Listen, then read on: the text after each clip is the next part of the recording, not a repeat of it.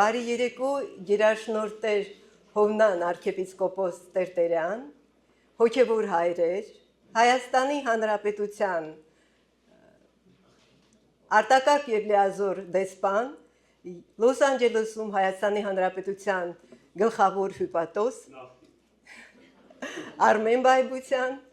սիրելի ներկաներ, տիկնայք եւ պարոնայք։ Նախ եւ առաջ շնորհապատեմ երաշնորհ Տեր Հովնան Սրբազանին,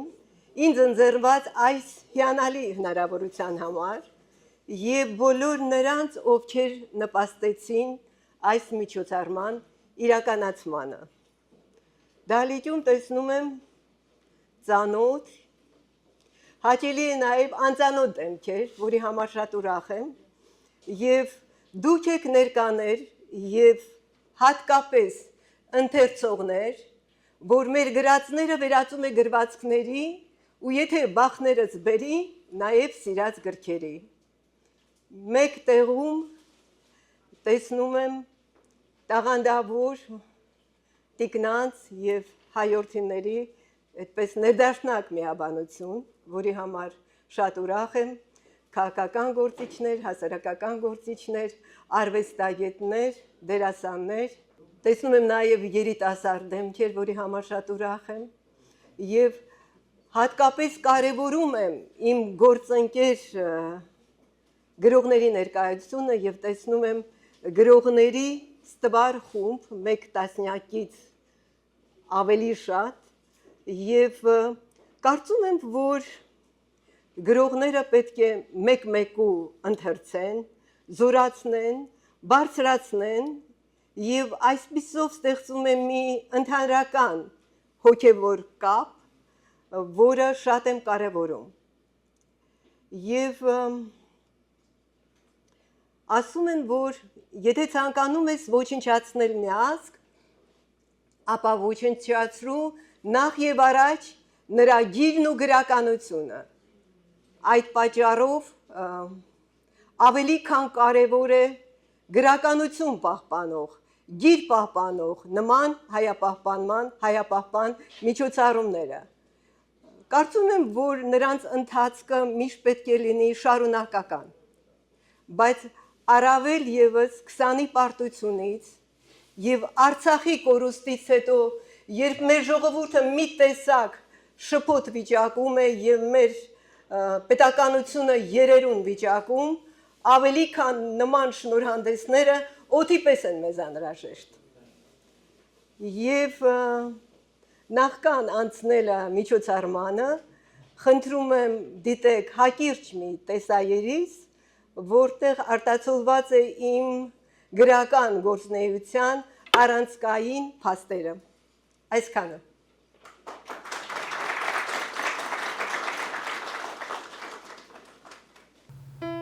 Մարգարիտ Դերանցը արցախյան արմատներով Ամերիկա բնակ գրող է։ Հայաստանի գրողների եւ Արցախի գրողների միության անդամ է։ Տպագրվել է ինչպես հայրենիքում Հայաստան-Արցախ, այնպես էլ Միացյալ Նահանգներում, Ռուսաստանում, Կանադայում, Լիբանանում, Իրանում, Երուսաղեմում, գրական սփյուռքի տարեգրքերում, Հայաստանի գրողների միության տարեկան տարեգրքերում, Լոս Անջելեսի հայ գրողների ժողովածուներում։ Տպագրված գրքերն են Յուրեղապակե ծաղկամանը 2013 թվական, Սարերում պահված գաղտնիքը 2015 թվական, Մենակության քառակուսի 2017 թվական, Սեր եւ էմիգրացիա 2017 թվական, Քրտնաձուկ 2019 թվական, Սեր Լունեզրին 2021 թվական, Գմբեթավոր հովանոցը 2023 թվական։ 2023 թվականին Սեր Լունեզրին վեպի թարգմանությունը Love on the Monech վերնագրով ամերիկյան հեղինակավոր մրցանակաբաշխությունում անցել է եզրափակիչ փուլ։ Նույն թվականին Սեր եւ էմիգրացիա գիրքը թարգմանվել է ռուսերեն Լյուբով էմիգրանտկի խորագրով եւ բարձր է գնահատվել ռուս գրաքննադատների կողմից։ 2024 թվականին Հայաստանի գրողների միության ամենամյա գրական մրցանակաբաշխությունում Արցախյան պատերազմին նվիրված Գմբեթավոր հովանոցը վեպը արժանանում է Չարենցի անվան մրցանակի, իսկ Ստեփան Ալաջաջյանի անվան վեպերի մրցանակաբաշխությունում դառնում է մրցանակակիր։ Նույն թվականին Հայաստանի գրողների միության պատմվածքների մրցանակաբաշխությունում Ավետյաց երկիր պատմվածքը դառնում է երկրորդ մրցանակակիր։ Գրական մշակութային գործունեության համար Ստեփանակերտում պարգևատրվել է Նարեկացու ոսկե մեդալով, Փարիզում Ազնավուր հիմնադրամի ոսկե մեդալով, Հայաստանի գրողների միության գրական վաստակի ոսկե մեդալով, Լոնդոնում Կոմիտասի անվան ոսկե մեդալով։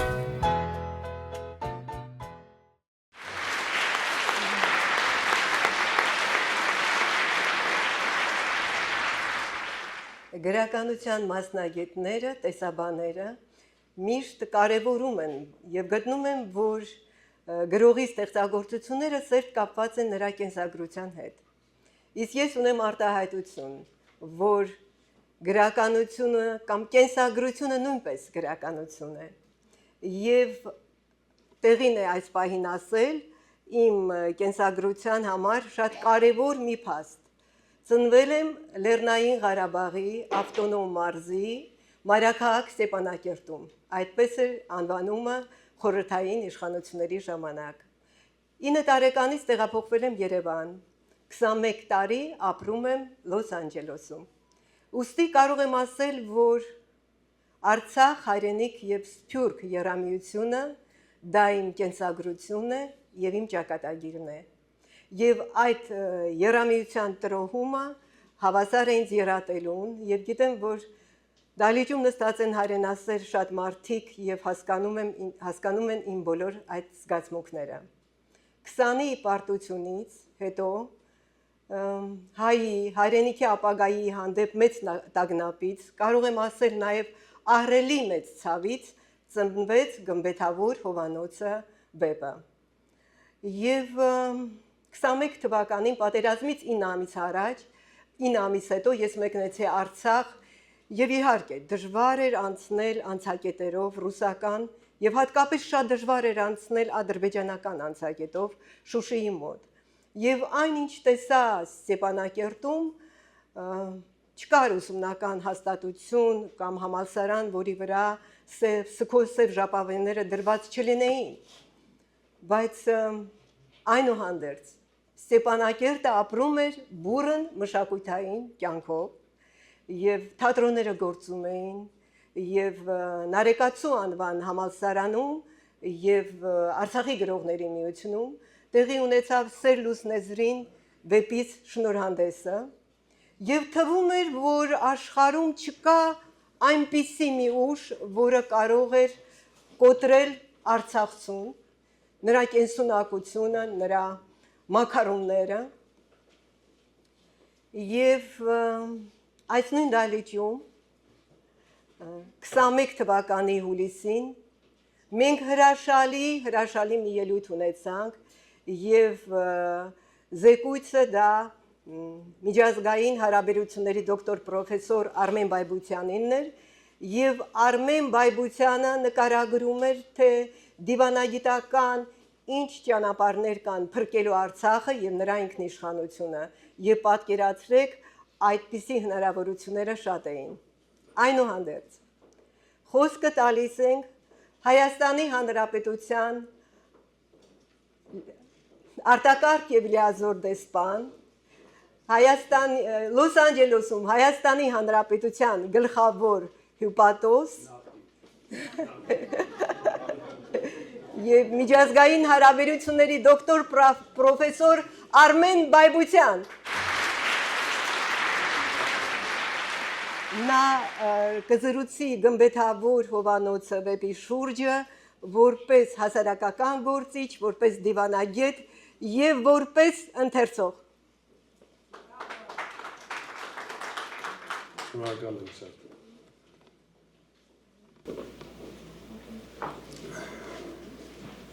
Գերաշնորհ Հովնան arczepiskopos Տերտերյան, առաջնորդ Արևմտյան թեմի արժանապատիվ հոգևորականներ, տերհայրեր, սիրելի հայրենակիցներ եւ այսօրվա մեր հերոսուհի Տիկին Մարգարիտ Տերյանց։ Ես չափազանց ուրախ եմ, որ Տեր Վազգենն էլ է այստեղ։ Շատ լավ բարեկամս Սիաթլից, որ այցելում է։ Ուղղակի ճշտում, շատ արագ ճշտում անեմ, ուրեմն արտակարգ եւ լիազոր դեսպան եմ, սա ցմահ, ուրեմն դիվանագիտական տիտղոս է,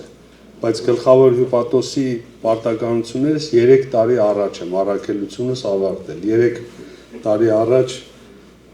այդ արդեն պաշտոնը, որը պաշտոն է, ավարտված է։ Ուրեմն տիտղոսը մնում է դեսպանի, որը ավելի բարձր է, քան գլխավոր հյուպատոսի, բայց պաշտոնը ավարտված է եւ ունենք նոր գլխավոր հյուպատոս արդեն մի քանի տարի է։ Ես չափազանց բարձր եմ գնահատում Մարգարիտ Դրանցի ստեղծագործությունը եւ ուզում եմ նշել, որ ամենևին պատահական չի, որ փայլուն միջոցառումները շարունակաբար տեղի են ունենում առաջնորդանում։ Հովնան Սրբազանի հովանու ներքո սա օրինաչափություն է, պատահականություն չէ եւ նաեւ ինչպես Տիկին Դերանցը հայտնեց իր երախտագիտությունը, ես էլ եմ ուզում Սրբազանին հայտնել իմ երախտագիտությունը, որ իր հովանավորությամբ բազմաբնույթ, բազմապիսի հրաշալի միջոցառումներ են տեղի ունենում եւ այսօր մենք այս չափազանց կարևոր միջոցառմանը նույնպես առիթ ունենք ներկա գտնվելու։ Գիտեք, գնահատելով Մարգարիտ Դերանցի ստեղծագործությունը, այս փայլուն մեր գրող, արձակագիր, Լոս Անջելեսաբնակ Մարգարիտ Դերանցի, ուզում եմ հետևյալ ասել, մի քանի կարևոր կետեր։ Ինչպես ասում են, այսպես թռչնի թռիչքից նայելով, վերևից հայացք նետելով։ Առաջինը, որ չափազանց կարևոր է, որ Կալիֆոռնիայում Սփյուռքի այս կենտրոնում ինձ իրավունք վերապահեմ վստահորեն ասել, որպես Սփյուռքի կենտրոն, ուրեմն մենք այսպիսի գրող ունենք, որովհետև ինչու է կարևոր, ուր էլ լինել Մարգարիտ Դերանցը կարևոր է մեզ համար, բայց հատկապես այստեղ, հատկապես Սփյուռքում, որովհետև Սփյուռքը պետք է իզորու լինի, կարողանա եւ գոյատևման որպես Սփյուռք երաշխիքներից մեկն է ստեղծել ինքնաբավ գրական, մշակութային, կրթական միջավայր, որը ինքնաբավ կարող է դառնալ եւ գրականությունն էլ դրա կարևոր բաղադրիչներից մեկն է։ Դրա համար եմ շատ բարձր գնահատում։ Դարբնոց պետք է լինի նաև մեր երիտասարդների համար։ Եթե այդ դարբնոցը չլինի, մեր հայապահպանման գործը շատ դժվար կլինի։ Երկրորդը, նա իրականացնում է կապը իր ստեղծագործությամբ հայրենիքի հետ։ Մյուս կարևոր գործոնն է։ Այստեղ դարբնոց, այստեղ գրականության ուրեմն օջախ, բայց միևնույն ժամանակ առանց հայրենիքի այդ կապը կենսական չի կարող լինել։ Առանց Հայաստանի, առանց մայր հայրենիքի այդ կապը միշտ պետք է լինի։ Եվ ինքը իր ստեղծագործությամբ, իր կենսագրությամբ, իր գործունեությամբ մարմնավորում է այդ կապը։ Եվ պատահական չէ նաև, որ իր գրքերը, իր վեպերը լույս են տեսնում Հայաստանում, լույս են տեսնում Լոս Անջելեսում, սա այս բացառիկ փաստը նաև հենց դրա մասին է վկայում։ Մյուսը այն է, որ գիտեք, արևելահայերենով, ոսկեղենիկ արևելահայերենով, հայերենով գրում է Տիկին Դերանցը եւ այսօր հատուկ նշեցի արևելահայերենով, որովհետև արևմտահայերենը մեր լեզվի երկու մասերը, որը երկուսն էլ մերն են, երկուսն էլ պետք է փայփայենք, այսօր արևմտահայերենը վտանգված է։ Բոլորս գիտենք, 70-ականներին, 80-ականներին վտանգված չէր, ընդամենը մի քանի տասնամյակ անցնելուց հետո վտանգված է, հատուկ ծրագրեր կան, որպեսզի արևմտահայերենը իր գոյությունը շարունակի։ Եվ մենք այս օրինակը ունենալով մեր աչքի առաջ պետք է հասկանանք, որ արևելահայերենն էլ պետք է փայփայենք։ Իսկ փայփայելու լավագույն ձևը ոչ միայն կրթությունն է, կրթությունը հիմքն է, նաև գրականությունն է, ինչը որ Մարգարիտ Դերանցը անում է իր վեպերով, իր ստեղծագործությամբ։ Մյուս գործոնը այն է, որ Մարգարիտ Դերանցը տարբեր մշակույթներ է իրար հետ կապում եւ ոչ անհրաժեշտաբար հայկական։ Նաեւ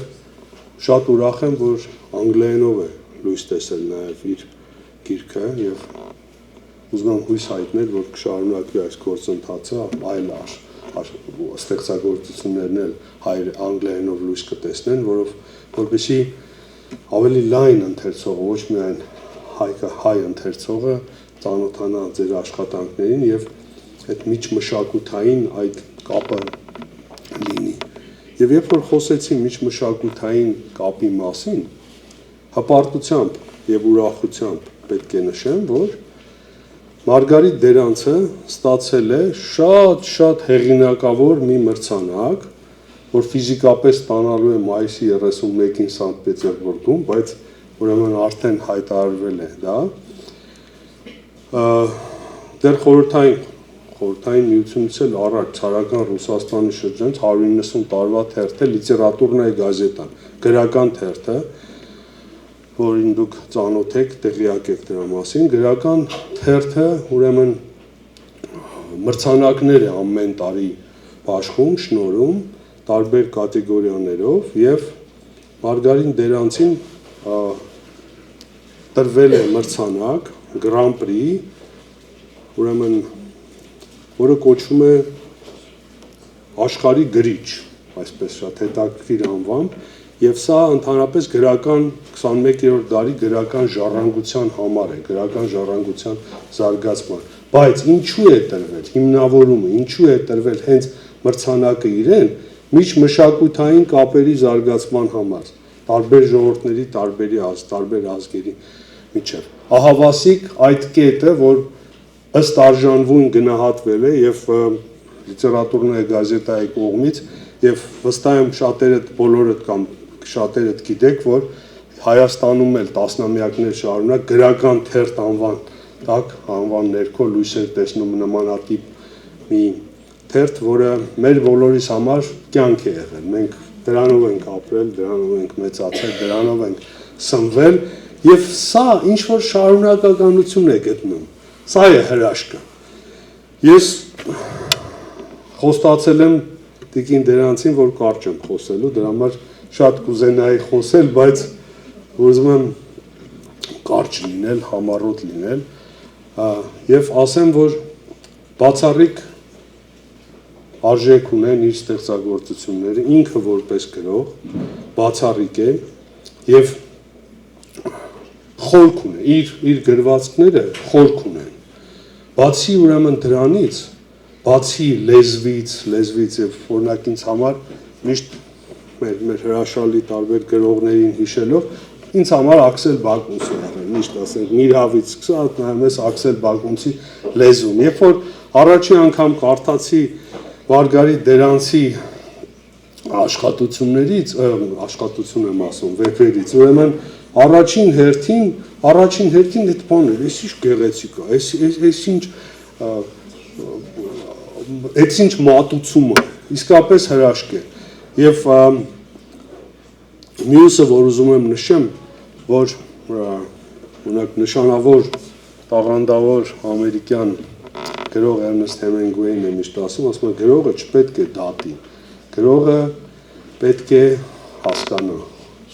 Ինքը ինչ որ գրում է, եթե նայեք, խորաթափանց է, հասկացողություն կա, ընկալում կա, ըմբռնում կա,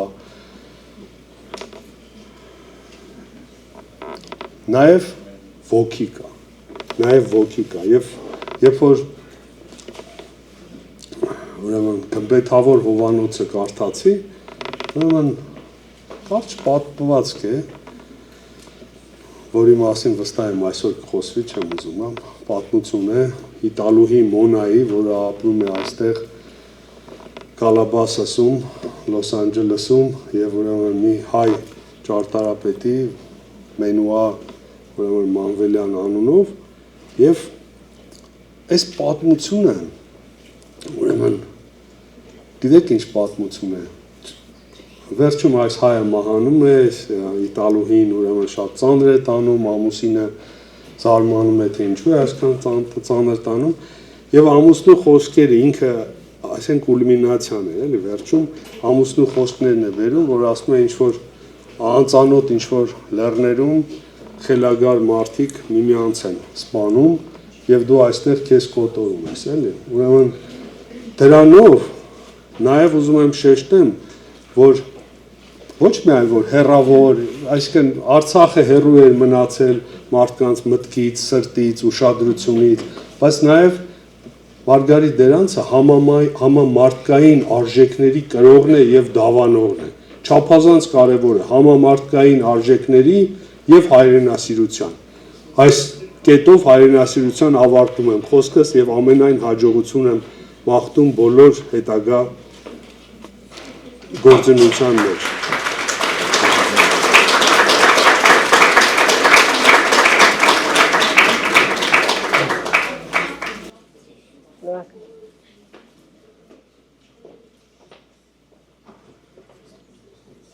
Շնորհակալություն պարոն Բայբությանին, շատ հետաքրքիր էր զեկույցը եւ վերլուծությունը։ Եվ տեսահերեզում դուք տեսաք իմ կենսագրության առանցքային փաստերը, բայց այնուհանդերձ ուզում եմ որոշակի իրադարձությունների մասին խոսել։ Ունեմ բարձրագույն տնտեսագիտական կրթություն։ Այդ ինչպես պատահեց, որ թվերի աշխարհը փոխեցի բառերի աշխարհի հետ։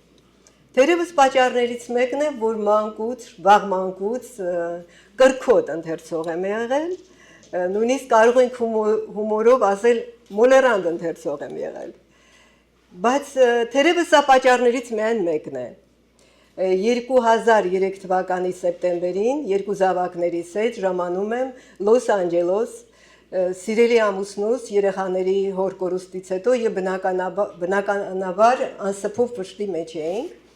Էմիգրացիայի սկիզբը հեշտ չէր, առանց թղթաբանության, առանց իրավական իրավունքների եւ իմ գերնպատակը զավակներիս կրթության տալն էր, ուստի ստիպված էի աշխատել հրուշակագործ,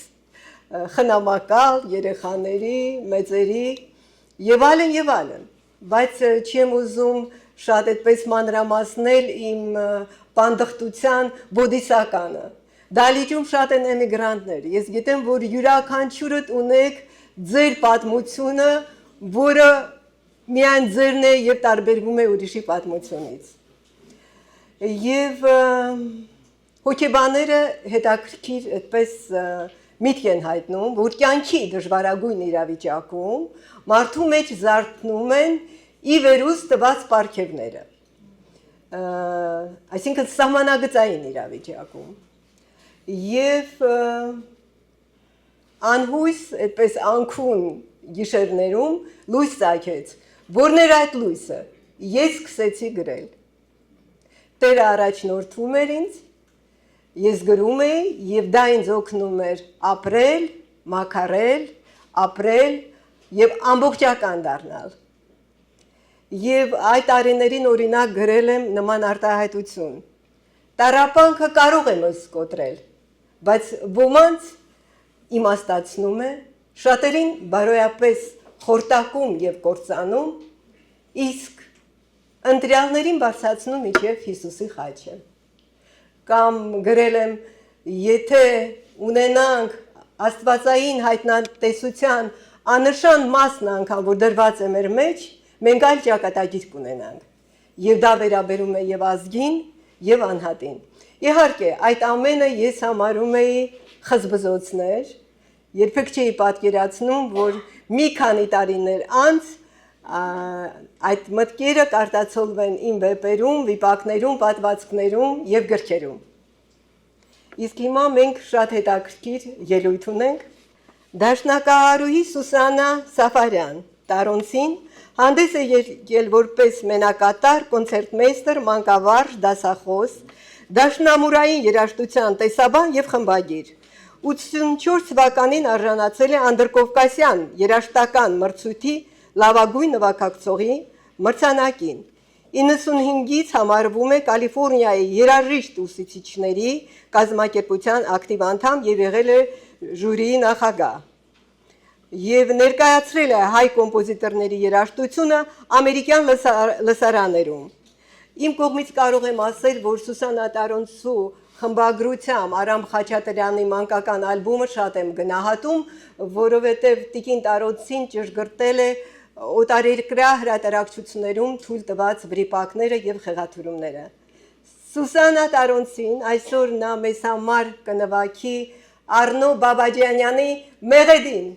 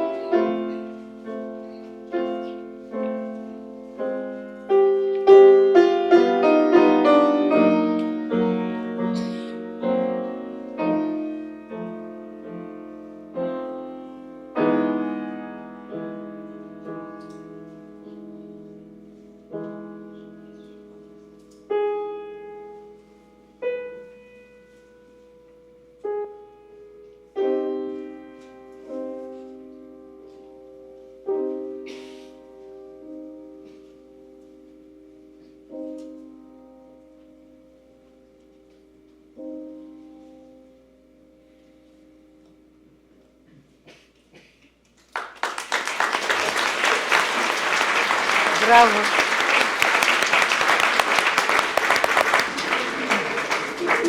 Շնորհավորում եմ քեզ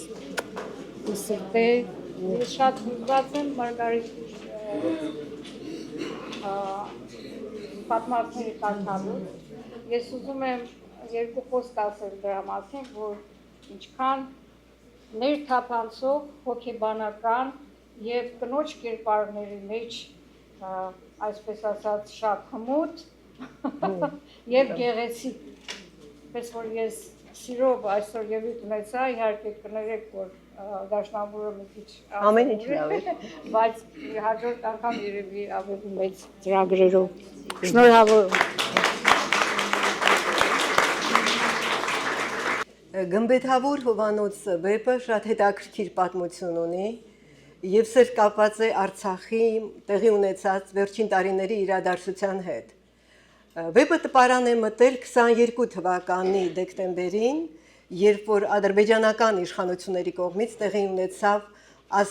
արդեն Արցախի խիստ բլոկադան, մեկուսացումը եւ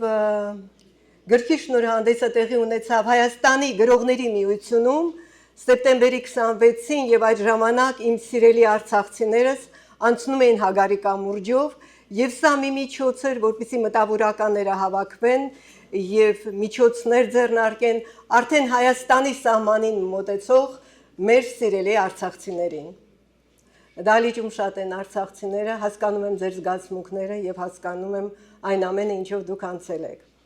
Հիմա մենք հիանալի բանախոս ունենք, բանասիրական գիտությունների թեկնածու, դոցենտ Նորայր Պողոսյանը, որը նաև մեր առաջնորդարանի հայագիտական ծրագրերի աշխատակիցն է եւ ինձ շատ օգնել է կազմակերպչական հարցերում։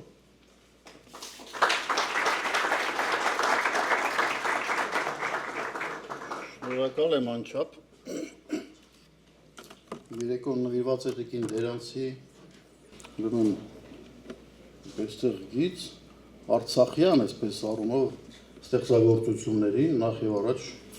վեպ է վերնագրել, վեպ է դրել ժանրը, այնտեղ դիպվածաշար է,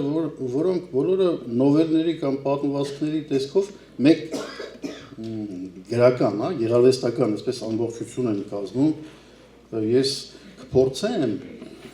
մեկ բան է, չէ, մասնագիտական աչքով նայելով, որոշ դիտարկումներ անել սիրելի տիկին Դերանցի եւ մոռացա ասեմ, որ շնորհակալություն այս հնարավորության համար, այսքան գրական մարդկանց մեկտեղ հավաքելը, տեսնելը, զրուցելը այս թեմաների շուրջ, հայ գրականության շուրջ, Արցախի բերումով հայ գրականության շուրջ, մեր առաջնորդ Սրբազանի հովանավորությամբ, սա պարզապես այս ոլորտի մարդու համար գերագույն այսպես վայելք է, սա վայելք է նաև ինձ համար, եթե տիկին Դերանցը դեմ չլինի, ես մի քանի խոսք ասելուց առաջ կուզեի անակնկալ շատերիս համար հրապարակայնացնել, կարելի է Մոսկվայի լիտերատուրная գազետա նշեց, ես շնորհակալություն եմ խնդրում, սա այնպիսի մի ուրեմն հանդես է գրական, որ կարելի է համարժեք տնել, ասենք New York Times-ին կամ չգիտեմ, համաշխարհային նշանակության եւ արժանանալ այնտեղ տարվա մրցանակին, իբրև ընթերցող եմ ասում, նաեւ մեր բոլորի կողմից շնորհավորանքներ եւ շնորհակալություններ։ Սովոր ենք փոքր երիտասարդ տարեկից գրքեր ընթերցելիս մատիտով, այդպեսի արտահայտություն կա, չէ, մատիտով ընթերցիր գիրքը, որտեղ նշումներ ես անում, կարևոր մտքեր է պեղում, հանում ես քեզ համար, այդպես ես նաեւ ընթերցել եմ տիկին Դերանցի ուրեմն վեպը վերջին, բայց նաեւ մյուս գրքերը, ես 3-4 ունեմ եւ աշխատասենյակում եւ երեկոյան տանը երբեմն փորձում եմ այդպես նայել, թեև այսօր գիրք ընթերցելու բարդություն ունենք մի քանի օբյեկտիվ խնդիրների բերումով, ես 9 ամիս է խոստովանում եմ ձեզ, դրել եմ Շեքսպիրի Լիր արքան իմ ննջասենյակում երեկոյան ընթերցելու համար եւ օրը 1-2 էջ կարողանում եմ առաջ գնալ, տիկին Դերանցի վեպն էլ այս կերպով բարդ էր գնում առաջ, բայց հիմնականը ժամանակի սղությունը չի, այլ ուրիշ բարդություն կար ընթերցելու, որովհետև ամեն տողի հետ առաջինը որ ես ցանկանում եմ նշել վերապրում ենք յուրաքանչյուրս մեր տեսածի, մեր աչքերով տեսածի, մեր զգացածի, նաև պետք է ասեմ մեր աչքերից ներս տեսածի, որտեղ ամեն ինչը չէ որ դու առաջինը այսպես տպավորությամբ ես տեսնում։ Մենք երկար զրուցել ենք Տիկին Դերանցի հետ, երկար առիթներ ենք ունեցել զրուցելու այս թեմաների շուրջ, բայց ես ինչ էի նկատում այսպես ինքս կողքից ինձ նայելով, որ 3-4 րոպե կամ նախադասություն առաջ չէր գնում զրույցը, որտեղ մեր հայացքների մեջ արդեն տեղավորված էր այս կորուստը։ Ես դժվարացել եմ ընթերցել սիրելի Տիկին Դերանց ձեր վեպը եւ վեպերը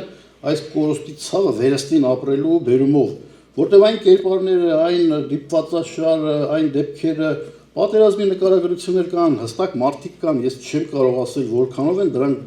գեղարվեստականացրած, այսինքն իրական անձանց անունները կամ դեպքերը որքանով են գրականացված, բայց այն ինչ որ կարդում ենք, սա ինձ 100%-ով տեղափոխում է, թույլ տվեք ասել 92 թվականից լրագրող լինելու բերումով Արցախ։ Շատ էինք առիթներ ունենում, գնում, գալիս, նկարագրում, հանդիպում մեր հերոսների հետ։ Օրինակը ունի Կարոն, ուրեմն նովելներից մեկում, ես շատ կուզենայի հարցնել, արդյոք առաջ առիթ չունեցա երեք մյուս օրը 93 թվականին, երբ ենք ազատագրում էինք Խարվաճարը, Կարոն հանդիպում է նաև այդ դեպքերի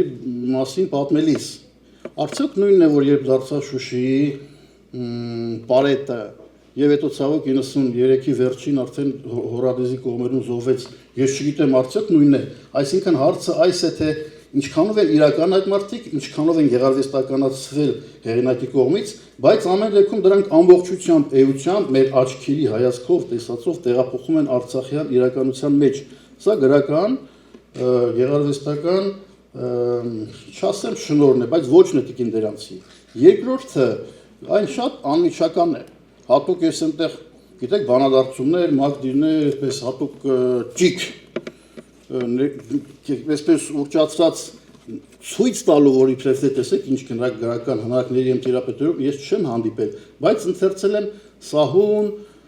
շատ կերպարները ընկալելով, տեսնելով, այսինքն շատ պարզ կարողանում է ցույց տալ այդ ամենը Արցախի մի քանի շատ սիրուն բնութագրեր կան, գեղարվեստական բանաձևեր կան, մյուս հատկություններից մեկն է, որ նաև բանաձևերով է կարում, այսինքն գեղարվեստական խտացումներով է կարողանում ներկայացնել Տիկին Դերանցի իր պատմվածքները, նովելները։ Օրինակ, Արցախը ինձ համար ասում է, ես մեջ բերում եմ, պապենական Դերանց ձորում մատուրի տեսք ունի, պապենական Դերանց ձորում, իմիջիայլոց հայտնություն էր ինձ համար, ես չգիտեմ ինքը իր խոսքում ասած թե չէ, Մարգարիտ Դերանց մականուն հատկապես արցախյան տեղանուն է, ոչ միայն իր ներսով անցկացրել է արցախյան ամբողջ այս անցուդարձը գոյամարտ, այլ նաև իր վրա է վերցել անունը, որով իրեն է փոխանցվում բնականաբար ամբողջ բնապիլիսոփայությունը Արցախի։ Ինձ համար ես պետք է ասեի, անձամբ ինձ համար Արցախը ներկայանում է, օրինակ շատերը տեք անշուշտ եղել, Մարտակերտից, Կիչանից դեպի հյուսիս, ապա Մարտակերտից դեպի Դադիվանք, այդ անտառների ամրությունը, մաքրությունը, խստությունը, արցախյան ամրությունը, Տիկին Դերանցը նկար պապենական Դերանց ձորում մատուրի տեսք ունի, ապա մի քանի ես պետք է ներկայացնեմ գրական պատկերներ, շատ դիպուկ, օրինակի համար ասում եմ, մեկ-երկու այսպես պատերազմական դիպվածների նկարագրության մեջ ասում է, տանտեղը ձագարաձև փոստ էր ռմբակոծությունից հետո, տանտեղը ձագարաձև փոստ էր, որ կարծես հողի վերքն էր։ Խոստովանում եմ, որ այս արտահայտությունը, բառակապակցությունը հողի վերք դաջվել է մտքումս եւ երևի թե դուրս չգա, որտեվ կարողանում է գրողի ինչն է հատկությունը կարողանալ մեր ամբողջ այս մտածած ամբողջ մեզ մտապատկերներ այնպիսի բառերով ներկայացնել, որ կարծես դու ես ստեղծել, որ կարծես դու ինքդ այդպես կասեիր։ Հիմա հողի վերքն է, մանավանդ այս կորուստներից հետո այս արտահայտությունը բնորոշ է մեր յուրաքանչյուրին։ Կամ ասում է, ուրեմն Թերեզիկը այնտեղ պետք է ասել, որ չքնախ ես ոչ թե ելույթի բերումով եմ ասում, այ գրականությանը քիչ թե շատ հայ գրականությանը ծանոթ լինելով եմ ասում, կերպարներ կան, օրինակ Բաբոն, Զմրուխ Բաբոն, Արցախյան տատիկի այսպես մաքուր չասելու համար սրբագործված, բայց նվիրված իր կորուստներից հետո այդպես մաքարած եւ մաքուր մնացած տիկնոջ կերպարը Թերեզիկը մռայլ հայրը կարծես աչքիդ առաջ տեսնում ես այնպես են կարողանում Կարոն, որի մասին ասացի, եւ մյուս հերոսները եւ ուրիշ պատկեր, որոնց մասին ես քիչ առաջ խոսում եի, այս բոլորը մերն է Ստեփանակերտից Բերձոր Լաչին անցնելիս մտածում էր Թերեզիկը։ Հիմա մենք հիշենք 92 ուրիշ թիվեր, 4 ուրիշ թիվեր, այնուհետև 7-ը,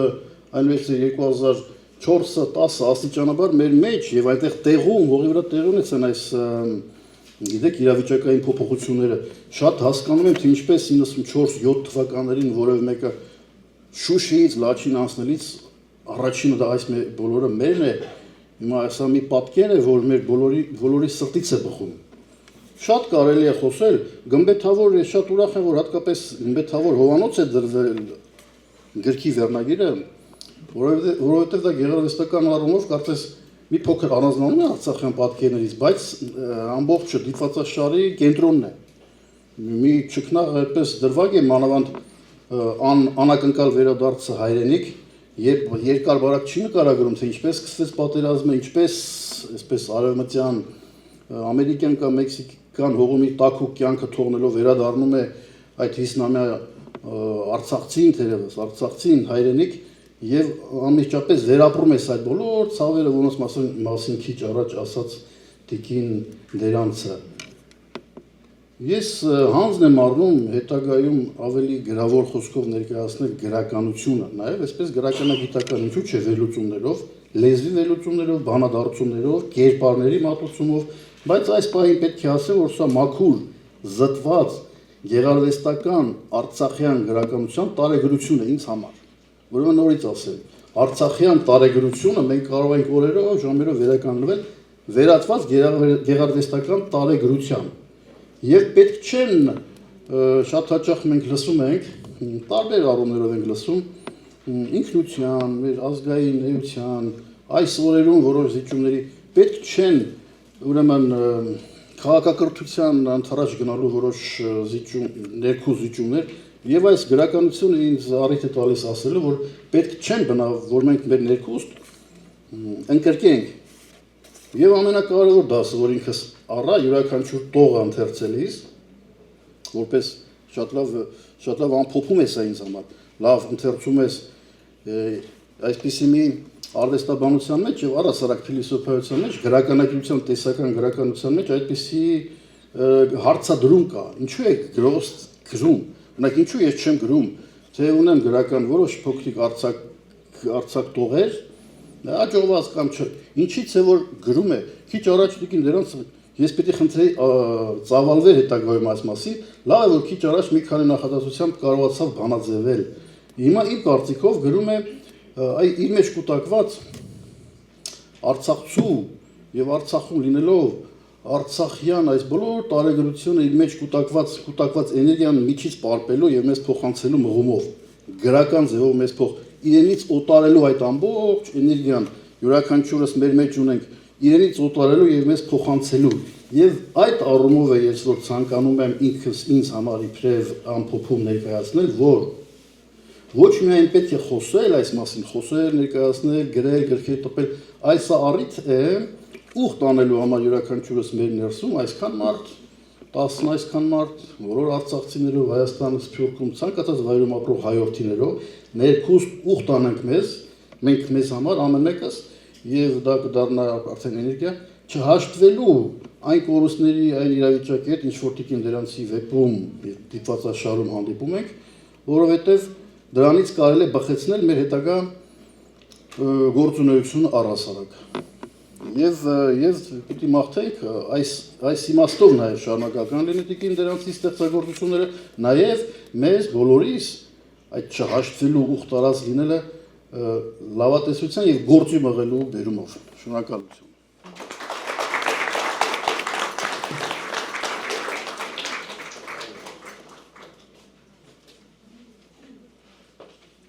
Միանշանակ հաստատապես Գմբեթավոր Հովանոցը գիրք է պատերազմի եւ հայրենասիրության մասին, բայց այն նաեւ հոգեբանական վեպ է, խորը հոգեբանական վեպ է եւ պատմում է ընտանեկան վեհարժեքների մասին, մեծ մայրիկի հարաբերությունը թորան հետ, ամուսինների հարաբերությունը եւ վերջին հաշվով ընտանիքը դա այն կառույցն է, որը դարերով պահել է մեր ժողովրդին եւ իհարկե կրելով նաեւ ժամանակների ազդեցությունը այն այսօր էլ շարունակում է պահպանել իր ազգային նկարագիրը։ Ես ուզում եմ ասեմ, որ նաեւ այս վեպը հույսի եւ հավատքի մասին, որովհետեւ իմ հերոսները նույնիսկ ակնհայտ պարտության դեպքում նրանք հաղթահարում են իրենց թուլությունները, հաղթահարում են իրենց վիշտը, հաղթահարում են սուգը եւ դրանով նրանք հաղթում են ճակատագրին եւ կյանքին։ Եվ սա գիրք է մակարման, հույսի եւ հավատքի մասին։ Թույլ տվեք գողտրիկ մի հատված ընթերցել Գմբեթավոր Հովանոցը գրքից, սիրային երկխոսություն է ճարտարապետ հայ տղամարդու Մենուայի եւ նրա ընկերուհի գեղեցկուի իտալուհի Մոնայի միջև եւ զույգը գտնվում է ծովափին, ծովափում նստած են եւ նայում են ծովին։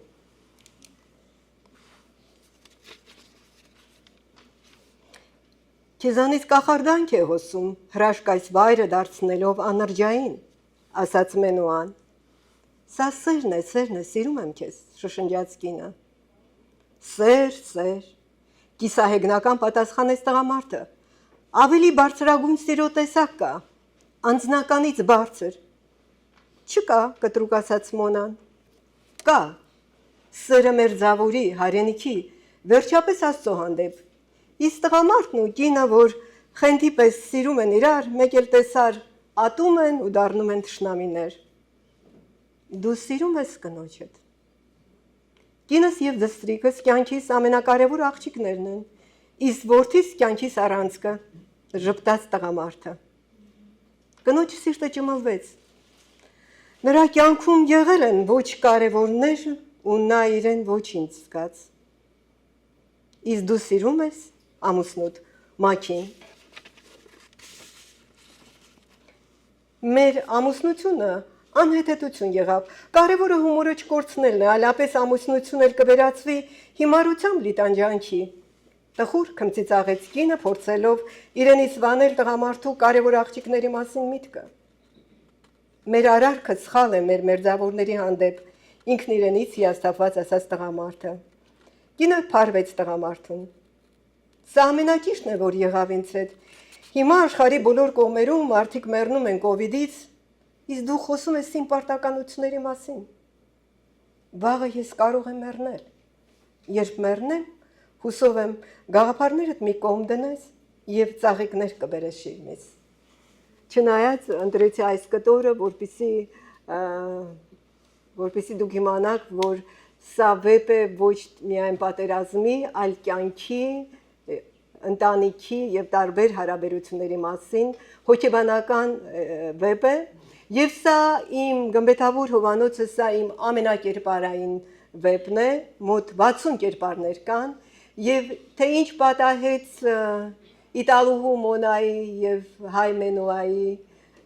ճարտարապետի ճակատագրերը ինչպես դասավորեցին եւ մնացած 58 հերոսների կյանքը ինչպես դասավորվեց, կարող եք ընթերցել Գմբեթավոր Հովանոցը վեպում։ Իսկ այժմ մենք մի հիանալի ելույթ ունենք մեր դասական երգչուհին, անզուգական Անահիտ Ներսիսյանը։ Բազմաթիվ միջազգային մրցույթների հաղթող, այդ թվում Գլինկայի միջազգային փառատոնի դափնեկիր, ինչպես նաև Բերի Ալեքսանդրի միջազգային փառատոնի դափնեկիր Անահիտ Ներսիսյան։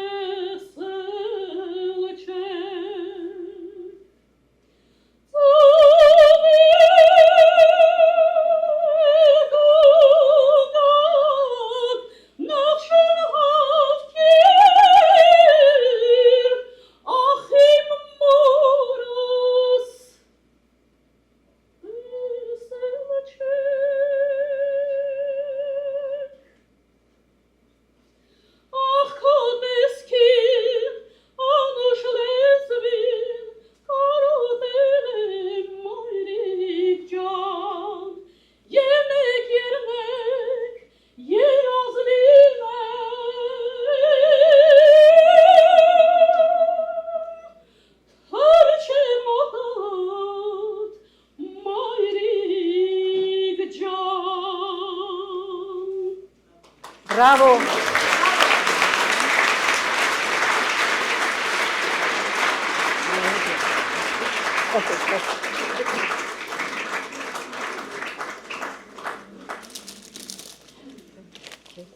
Ցանատարոնցը դա Գալեմ իմաստված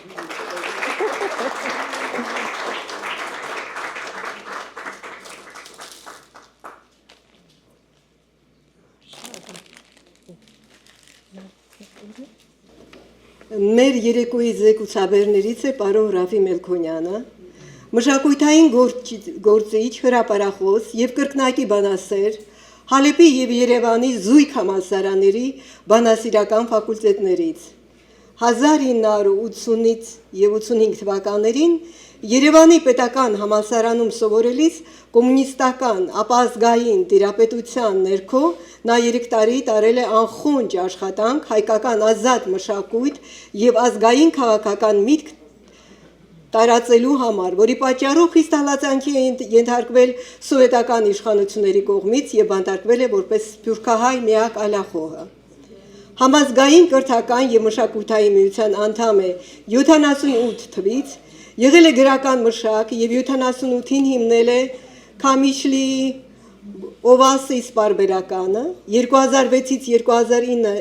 տարիներին աշխատել է որպես ասպարեզ օրաթերթի խմբագրի տեղակալ,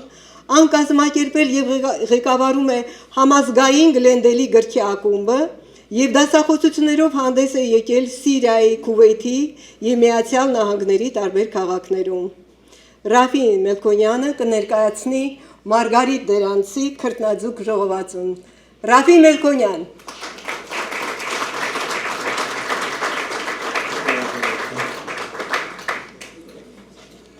Հոգիշնով սրբազան հայր, հոգևոր հայրեր, մեծարքո հիպադոս, նախքին։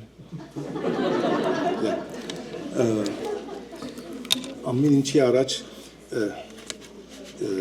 սրբազան հայր մեղանչած եմ ծեր արջև, ինչքան փորձեցի կարճ քրել, գրջադեցի, իր զավակները սպանող հոր նման գրջադեցի, կդրդեցի և նորեն, չգրցա 10 վարգյան վամեջ ամփոփել։ Ուրեմն մեր քիրքի ագումբի երեգոներուն սովորաբար գհավաքվին 12-15 հոգիով կքննարկենք հայ հեղինակիմը քիրքը, բանաստեղծությունը, երբեմն ալ մասնագիցներեն որևէ մեկուն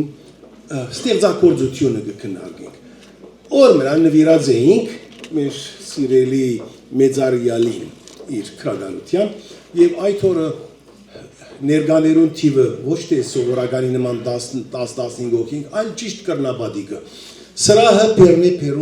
Պերնիպերան լեցուներ, փանասերներ, փանաստեղծներ, քրագանասերներ, ուսուցիչներ եւ ամեն տեսակի մտավորականներ։ Ուրեմն այսօր պիտի անդրադառնանք հեղինակի դարբեր ժողովածուներեն հունչմը բադմվածքներու։ Չրահարցի անեցկը մեր պատկամախոսներն ներկայացին, բադմվածքը ուղևորություն մնե թեպի նախկիներու դունը, ոտիսագանը ուր հեղինակին միտքը հետադարձ հայացքով, ֆլեշբեքով գտեկերի հայրենի դան անգույնները։ Հեղինակը ստեղծած է բազմապերկ բահարանի նման բանմը, յուրաքանչյուր ցուցափերկ բանալով անմեզի կներկայացնե այդ տան հետ կապված հուշմը, ինչպես Ղազարի ցուցափերկը, Երմոլիայի, Պատերազմի, Հորեղբոր Սուրենի եւ այլ հուշապատումներով։ Եվ կներկայացնի դերանց ծյորի, իմիջայլոց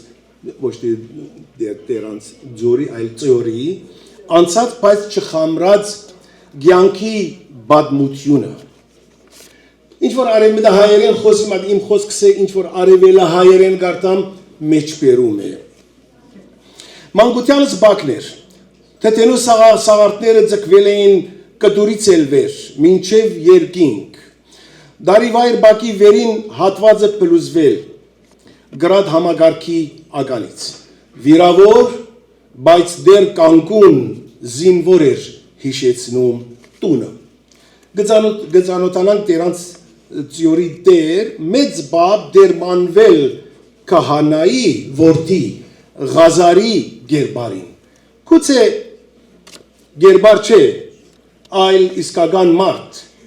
եւ աբարաժյա գամքի դեր մեծ հայրը, որ իր հորմեն գժարանքե դերանց ծյորի անբդուղ բլուրներեն մեկը։ Քարքարոտ այս բարձունքը, որի դեր տիրակալը օծերն ու կարիճներն էին, անմշակ մի բլուր էր, փշատերև մացառներով։ Ղազարը մի ամբողջ կյանք կռիվ էր տալիս ապարաժների հետ եւ տասնյակ տարիներ անց անջրդի քար ու քրան վերածում Մրկաստանի,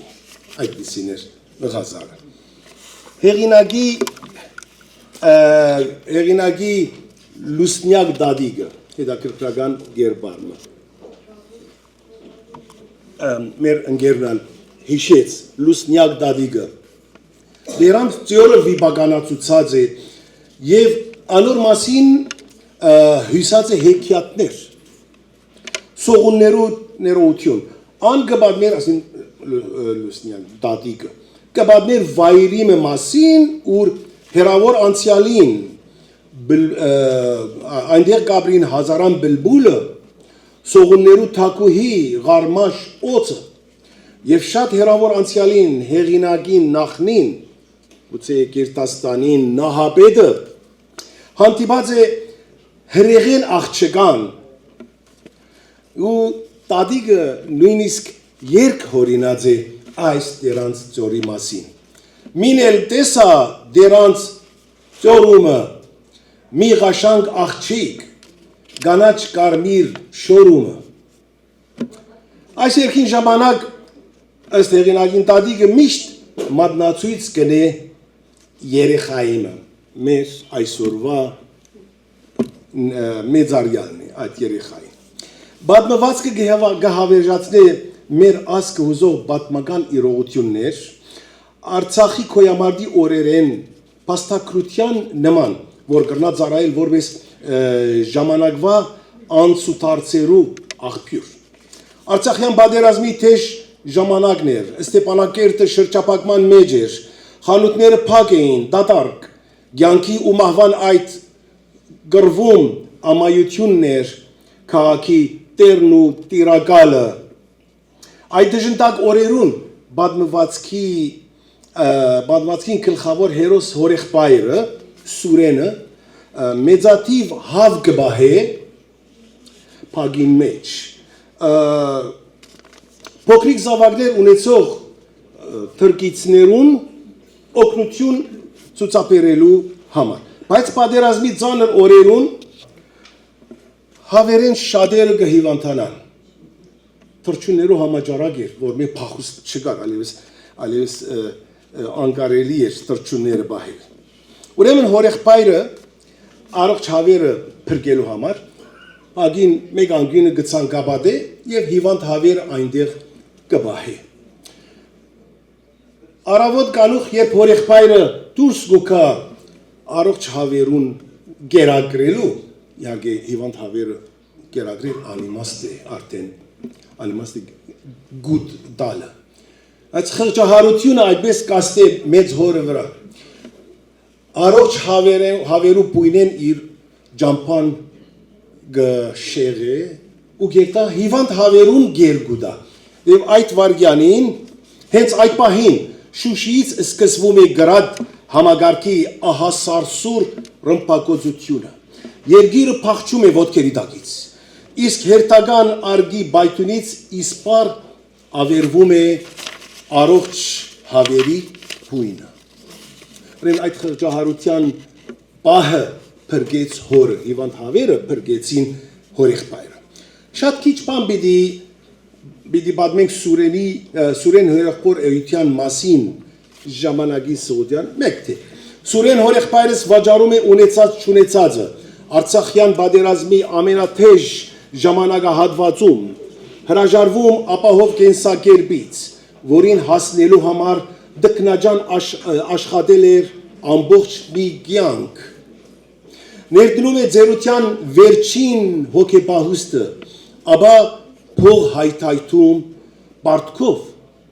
որպեսի դրանց լքյալ ծորը ձագացնի վերստին։ Ուրեմն այդ ծորը ոչ միայն տուն ու բնակարան էր, այլ հայրենիք էր։ 3 տարի առաջ այս պատմվածքը գարտալես ի վեր կմտածեմ հետևյալ զրույցի և թեփքի մասին։ Ամուսինս, երեխաներս ու ես, իհարկե պիտի պատկերացնեք Մարգարիտը, որ գսի ամուսինս, երեխաներս ու ես մի քանի տարի չէինք տեսել Սուրեն հորեղբորս։ Շատ էինք կարոտել, ակնհայտորեն երջանիկ էր և նա։ Ավո ջան, հանկարծ խոսեց Սուրենը դիմելով ամուսնուս։ Չգիտեմ Աստված քանի տարի ունի ինձ համար պահած։ Հորեղբայր, նման բան մի ասա, Ավոն կրկեց նրան, ինչպես որդին կրկեր հայրը։ Մի բան հաստատ գիտեմ, դու ես լինելու ինձ թաղողը։ Հեղինակը գշարունակե, թե կարճ ժամանակ ետք մահացավ ամուսինս, ոչ թե Սուրենը։ Սուրեն հորեղբայրս ավելի ուշ եկավ Երևան, այնքան շփոթված և թևաթափ, երեխայի պես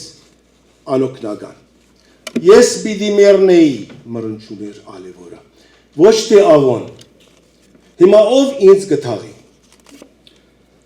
Սուրենը կմահանա երկարադեպ հիվանդութենի հետ Ստեփանագերդի ձերանոցում։ Մենակ էր։ Հորեղբորս տաղման արարողությունը կազմակերպել էին ինչ-որ մարդիկ, ճարբիկ ստահակներ, որոնք հիշողությունը կորցրած ձերունուն բարտադրել էին և նա հանձնել էր դրանց ձորն ու հայրական տուն։ Այդ հայրենիքի կտորը զոհգերտա դավադրության, ինչպես կտեսնեք։ Հեղինակը կփռնե թեպի Երևան վերադարձի ճամփան։ Ավտոմեքենան, ուշադրությամբ ես կարդամ այս մեկ հատվածը։ Ավտոմեքենան ավելի ու ավելի է հեռանում դրանց ձորից և դեսատաշտից ի վերջո անհայտանում է դրանց խաչը։ Դա իմ վերջին հանդիպումն էր։ Իսկապես սրտառուչ նկարագրություն էր։ Հրաշամանուկ փոքրիկի մասին կրածս զանց առնեմ ժամանակ խնայելու համար, եղնիկի աչքերով գինը։ Այսա զիս ծնցած պատմվածքներեն մեկն է։ Ջիչ մնե գիներու իրավունքը արհամարող և անգե անտին մարդկային իրավունք և արժանապատվությունը ոտնագողող գարդմը դղամարտոց անգտության թեմ։ Արդամուսնական հարաբերություններով հբարտացող դղամարտոց թեմ։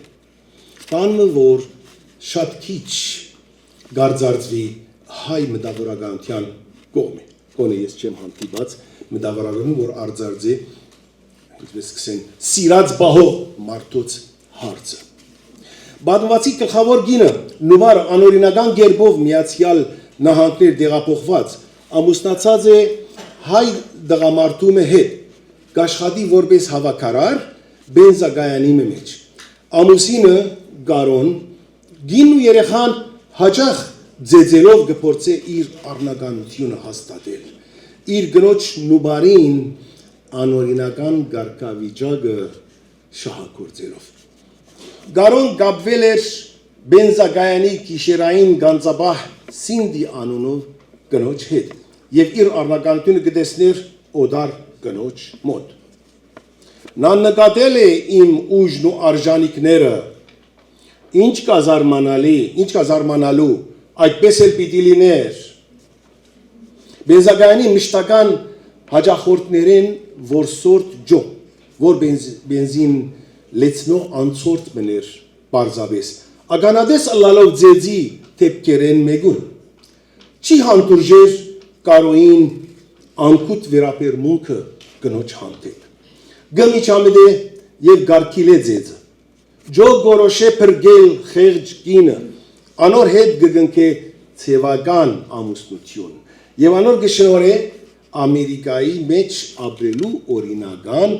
կարգավիճակ։ Քաղաքած իհարկե ջոյի հետ ցևական ամուսնությունը ինձ համար շատ ավելի հարազատ ազնիվ անկեղծ ամուսնություններ, քան գարոյի հետ։ Քաղաքացի դարձած նուբար երկար բաժանում է յետք, գպնդրե եւ գկտնե իր նախկին ամուսինը, հիվանդ ու միայնակ ապրող գարոն։ Եվ կստացնե զինք խնամելու հանձնարությունը մինչև վերջ։ Հեղինակը շատ գեղեցիկ կերպով ներկայացուցած է հայ գնոջ ազնիվ եւ ներող սիրտն ու հոգին։ Թերեզիկ Փզեզիգը պիտի խնդրեի, որ չշտաբեք մանկական խորակիրի հիման վրա եզրահանգումներ ընելու, թե Թերեզիկ Փզեզիգը ինչ որ մանկական բադմություն մնե կամ հեքիաթ։ Ոչ։ Արցախի համար իրենց արյունը թափած նվիրյալ հերոսներու թույցած ներկություն մնե ուղղակի։ Կարճապեշ շորիգով Թերեզիկ Փզեզիգը փոքրիկ դարիքին գգորսնցնե մայրը, Գաբրի մեծ մոր ուսուցչուհի Արաքսիա Բաբոյի եւ հորը մեծ մոր Զմրուխտ Բաբոյի խնամքին ներքո։ Գյուղացիներ գողքեն անցած ժամանակ անփափկանկadորեն գուցե խղճալով կգրգնեին յետիմ երեխայա։ Մորը մահեն յետք գիտնական հայրը չդիմանալով իր սիրած կնոջ կորուստին գհերանա դունեն եւ կհաստատվի Բաքու։ Թերեզիկ Փզեզիգը երիտասարդության շեմին հազիվ հասած հարս գերտա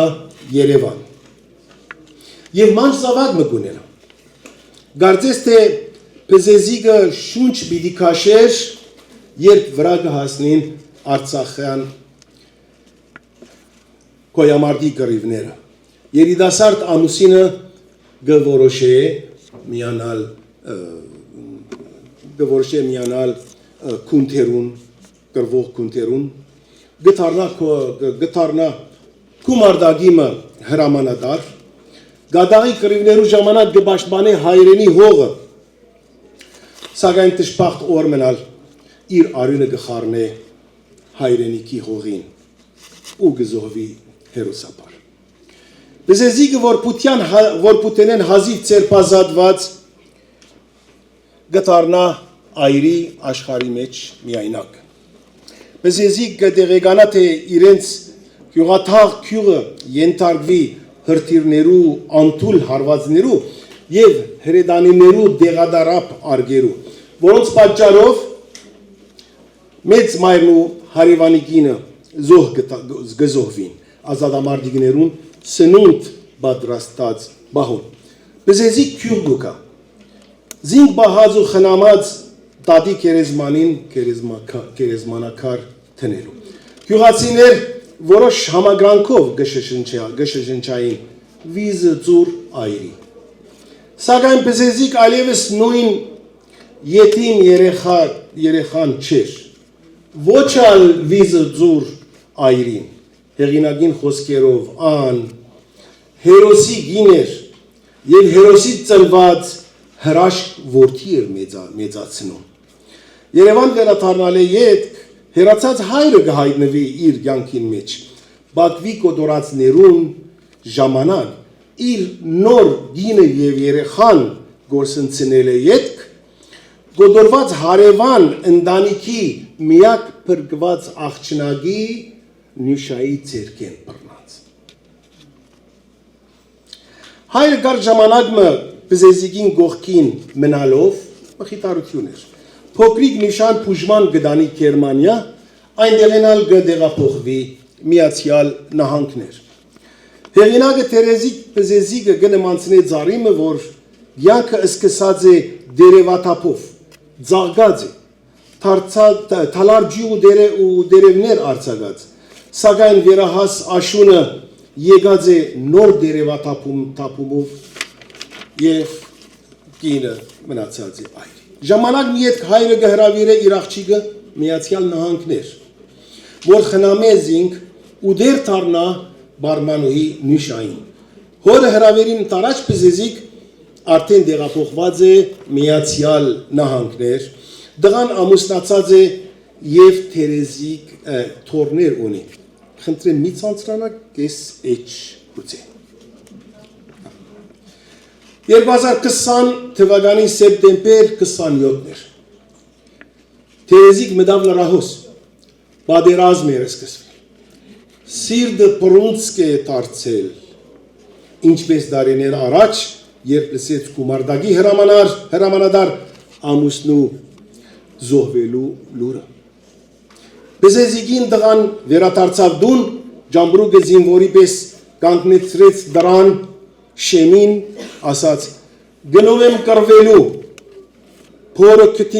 քթին կպած հղի հարսիկը ջչած, չես գնալու, այսպես ինձ չես թողնի։ Պատերազմի ողբերգությունը ծմրուր ճաշակած մայր եւ տատ Թերեզիկը մոր մահեն հոր անհետանալեն եւ երիտասարդ ամուսինը գործընծնել է եւ չեր գրնար թույլ տալ որ այս երիտասարդ զավակնալ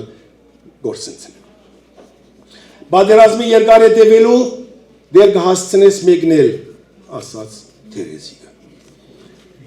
Գուցեմ այս նկարագրությունն կարդալ ինչ որ բոլորս ներկա եղանք եւ տեսանք մեր աչքերով։ Համայնքը Երուսաղեմի մեջ էր։ Ջահելությունը դարձավ աղմկող կետ։ Նրանք ամենուր էին, ամեն տեսակ աշխատանք էին կատարում։ Բերբանկի եւ Գլենդելի, Գլենոքս փողոցում բացված սեղանիկների տակ ուտեստներ, սանդվիչներ էին վաճառում, մեքենաներ էին լվանում, վաստակած գումարը հայրենիք էին ուղարկում։ Հայուհիները ետ չէին մնում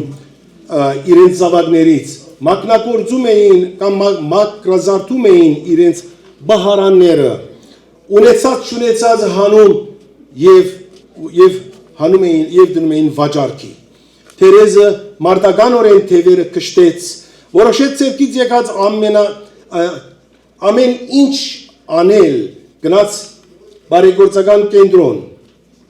Հարյուրավոր նրա նմանները արդեն արկղներ էին հավաքում, անօթաչու սարքերի դեմ մեդաղալարից գործած վահաններ, աստաշչակ, երկաթե սաղավարտներ, գուլպաներ, դակ համազգեստներ, վրաններ, վիտամիններ, դեղեր, սարքավորանքներ։ Բոլորս ագանադես եղանք այս դեպքերում։ Ահա թե ինչու Մարգարիտ դերանց իր բادمվածքը սկսած է հետևյալ տողով. Կարճապես շորիգով Թերեզիկ Բզեզիկին չփոխեց անգամ ժամանակը, որքան էլ մազերի սև հունդերում ավելացավ Եղիամը։ Ափսոս, որ ժամանակը անբավարար է այս կոդրիկ ու ճշմարիտ բادمվածքը լիարժեք ձևով քննարկելու համար, ուր թախիծը ներկայացված է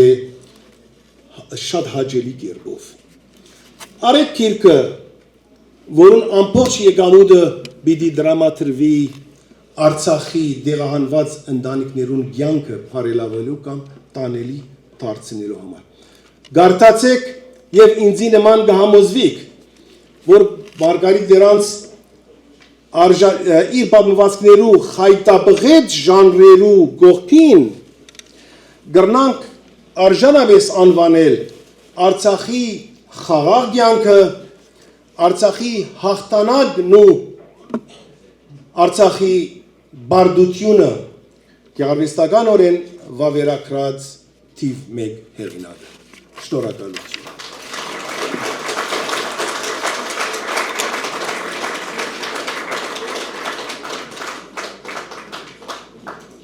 Շնորհակալություն Ռաֆի Մելքոնյանին։ Սիրելիներս, կարող եք Մարգարիտ դերանց տպել հայերեն եւ անգլերեն եւ Վիկիպեդիայում կարող եք կարդալ հայ եւ ռուս գրաքննադատների հոդվածների մասին,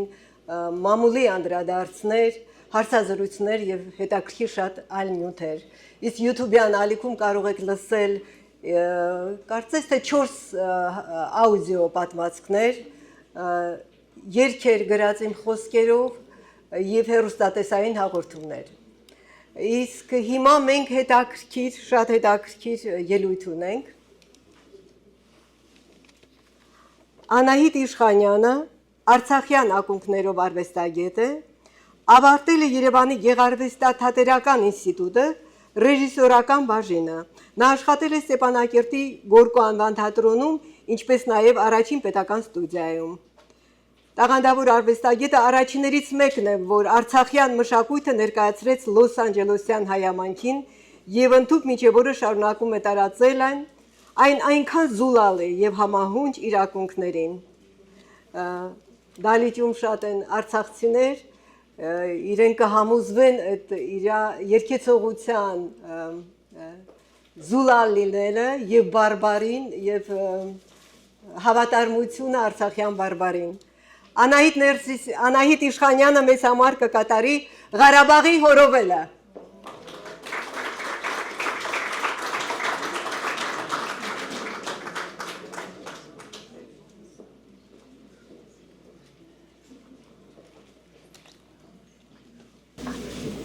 Բարի երեկո սիրելիներ, շատ ուրախ եմ վաղուտեցի գրականասեր, շատ ուրախացել, արվեստագետներ չեմ հանդիպել, հասարակություն չեմ տեսել, ինձ համար շատ հաճելի է, եւ լինելով գրողի կին եւ լինելով արվեստագետ տեսնել այսքան մշակութասեր հասարակությանը։ Ողջունում եմ բոլորիդ եւ իհարկե Մարգարիտ ջան, սա քո շնորհիվ է, որ ստեղծագործությունների հնչեցրեց բարձր շատ արժանի խոսքեր, ու իսկապես ասում եմ բարձր, որովհետև արժանի ես, քո ստեղծագործությունը, քո գրականության ժառանգությունը, որ ունես այժմ, դատո տարիների տեխնաջան վաստակն է և դուրն պայքուցիկ էսպես բերնավոր կյանքը որն է, շարունակի նույն տեմպով, նույն ջանասիրությամբ, արցախյան ոգով մնաս և ստեղծագործես էլ ավելի նոր ներքեր։ Փորձեմ փոքրիկ մի հատված այսպես հարավերից ներկայացնել ձեզ, դժվար է նրանց միկրոֆոն բան, բայց Իրիքնակատուսա եկավ, տանաս երան լուսա եկավ, սորմին կորեք վրվարանին, գիդասարդես հյուսա եկավ, վրմին կորեք վարանին, գիդասարդես հյուսա եկավ, en hey kuchen meitze du was, kalchatak es perze du was, es kann zulu dar din machi, dalvas kagnats kerze du was, de hovra hov,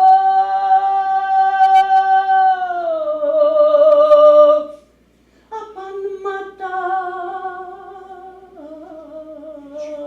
Apundalın kuchur hota, havra ho, ho, ho.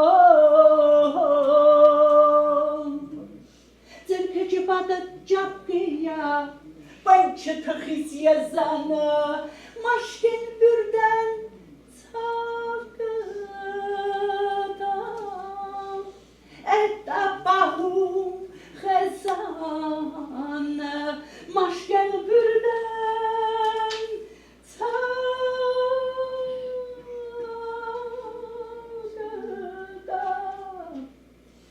etapahum xezanım, biriknakım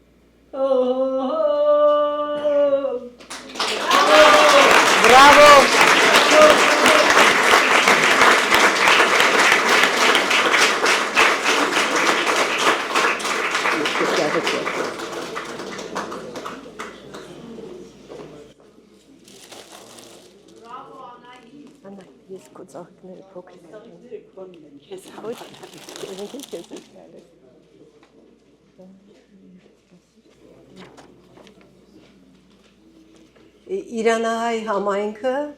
Ռաֆի Սարյանին հիշում է որպես Ռաֆուս Սամվելի հիանալի դերակատար, Ոտքի դատարանն է գալիս Պերզեթունցյանում, որ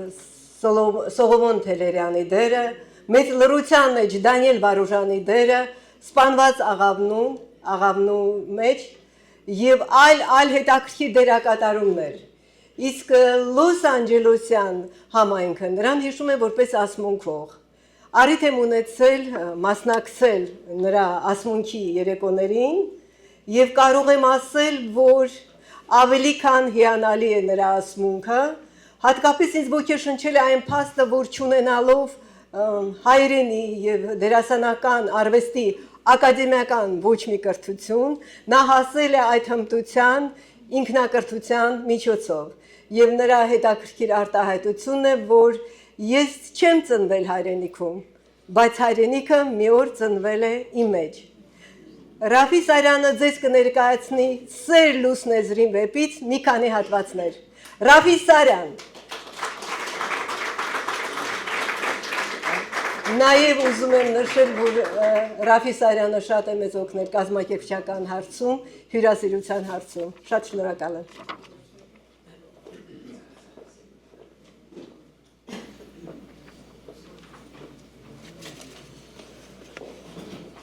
Երաշնոր Սուփազանայր, հարգելի հյուրեր,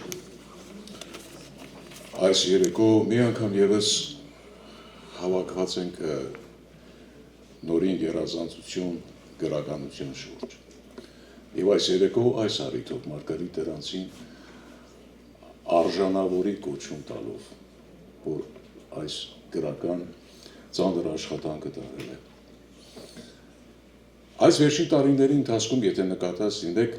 գիրք ընթերցելը դասական հաճույք է դարձել։ Առաջվա պես մարդիկ գիրք չեն կարդում, չեն ընթերցում գիրք։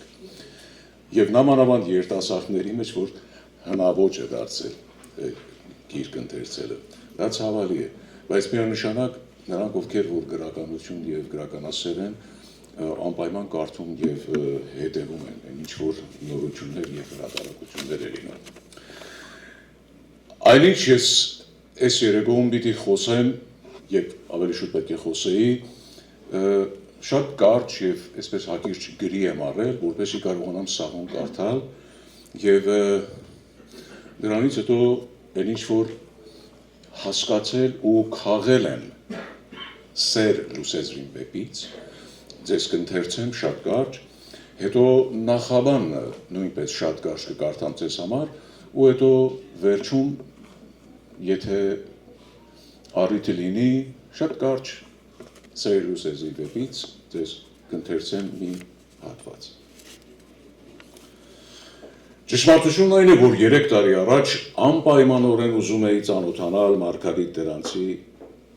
գրողի հետ։ Քանի որ մեծ հափշտակությամբ ընթերցել էի նրա Սեր լուսեզրին վեպը, այն ժամանակ համոզված էի, որ այնինչ գրված է վեպում ոչ միայն զուտ ճշմարտություն է, այլ հենց Մարգարիտ Դերանցի կյանքն է։ Գրավիչ, հետաքրքիր, բուրըն գործողություններին զուգահեռ վեպում ընթանում է երիտասարդ կնոջ անցած կյանքի խոհափիլիսովական հիշողությունները Հայաստանի, Ռուսաստանի մասին, ուր ընթերցողին ներկայացնում է հերոսուհու մանկությունը, նրա ընտանիքի հարազատների պայքարը օտարության մեջ գոյատևելու, չկործանվելու մասին, սեփական ինքնության անխնա որոշումները։ Սեր լուսեզրին վեպը սիրային բազմաշերտ հոգեբանական վեպ է, աշխարհում տղամարդ կին ճակատագրական հարաբերությունների, մարդու եւ հայրենիքի բարձր իդեալների, նաեւ ժամանակակից արագընթաց աշխարհում անհատի օտարացման, մենակության անկումների մասին։ Աստծո արկայությունը իր մեջ գրող մարդը նաև գրողն է չարիքի եւ արատների, ուստի աշխարհը փոխելու առաջին քայլը մարդու ինքնախաղաղությունն է, հոգևոր եւ հումանիստական հավերժական արժեքների միջոցով, որն է սերը, կարեկցանքը եւ գթասրտությունը։ Հետևաբար խորհուրդ եմ տալիս, որ անպայման ընթերցեք Սեր Լուսեզրին վեպը։ Այժմ շատ կարճ ես ձեզ կներկայացնեմ նախաբանը սույն գրքի։ Արդեն վաղուց չեմ տեսել Վիկտոր Ալվարեզին,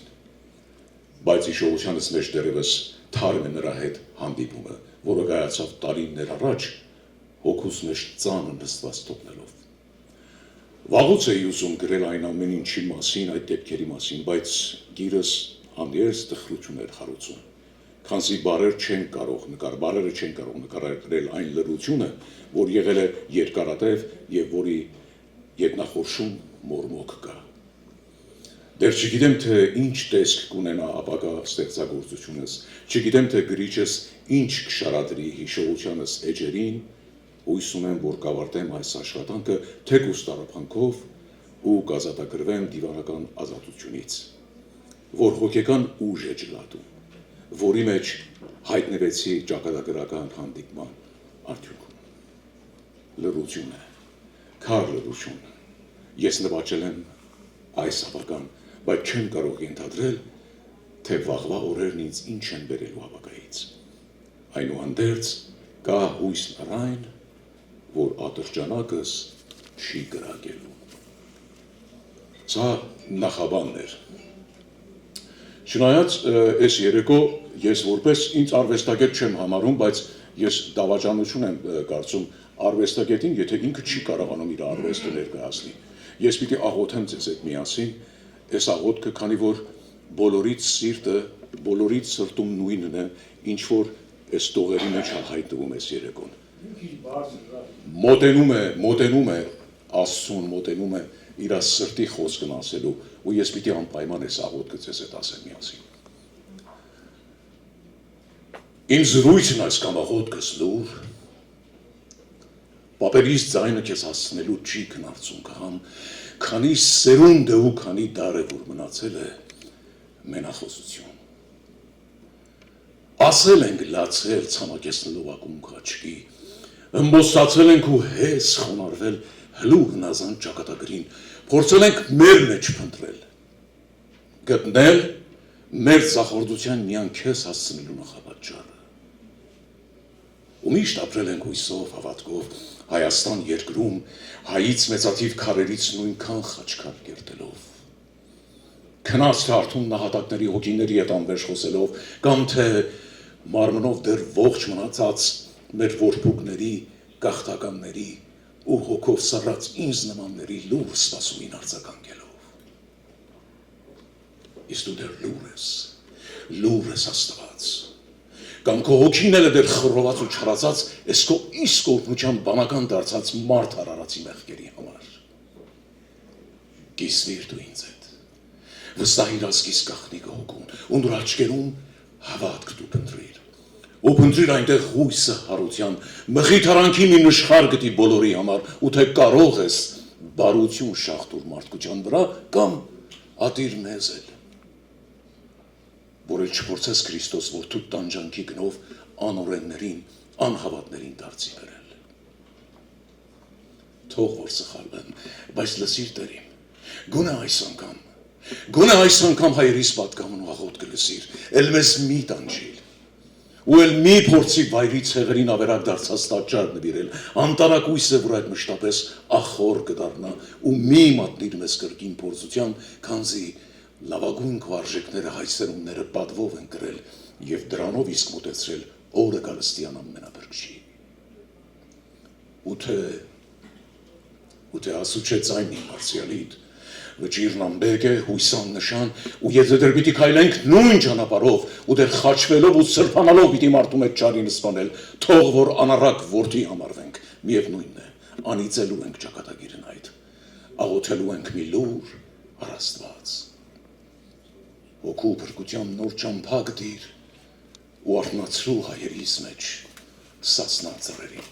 Ժողովուրդ։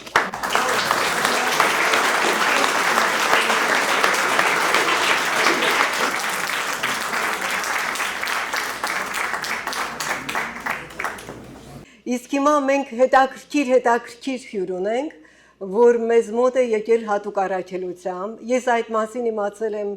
2 օր առաջ եւ շատ եմ հուզվել։ Շատ անսպասելի էր մեր խոսակցությունը, Մարաջյան, ինչպես ընթացավ։ Դոկտոր Մարկ Մարաթ Հայրապետյան, բժիշկ բնաբան, արվեստագիտության, բնաբուժության, սննդագիտության դոկտոր, Դուգուայ Դնոֆելդ, առողջության պահապանը, առողջապահական կենտրոնի հիմնադիր տնօրեն, Կալիֆոռնիայի բժիշկ բնաբանների ասոցիացիայի փոխնախագահ։ Մարաթ Հայրապետյան։